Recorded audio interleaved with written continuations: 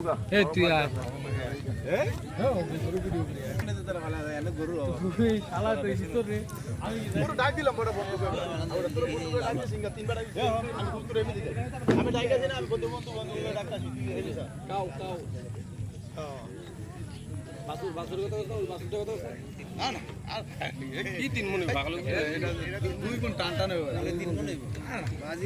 তোরা কি বেড়া গরু কি তোরা জবাই করে লাইতেছস?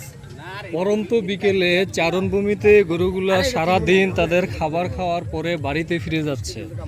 কৃষকেরা তাদের গরুগুলোকে নিয়ে বাড়িতে চলে যাচ্ছেন। কত সুন্দর গরু, রাখাল, কৃষক যাই বলি, এই জায়গাটা খুব সুন্দর।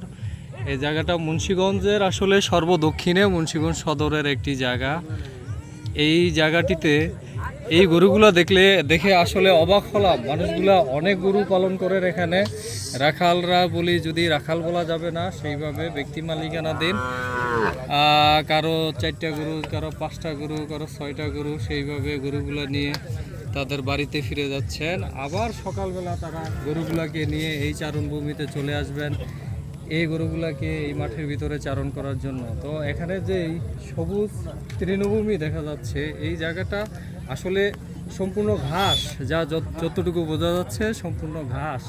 তো এটা প্রথমে বুঝছিলাম যে হয়তো ধান। একটা গরু আছে, আমাদেরকে বোধহয় গুথা দিবে। আমার সাথে আছে আমার বন্ধুবান্ধব। আসলে বাংলাদেশটা অনেক সুন্দর, শেষ নেই। তবুও আমরা বিদেশ চলে যাই, আসলে বাংলাদেশটা দেখাই হচ্ছে নিজের মাতৃভূমিকে সুন্দর করে এক্সপ্লোর করা, নিজের মাতৃভূমিকে দেখা।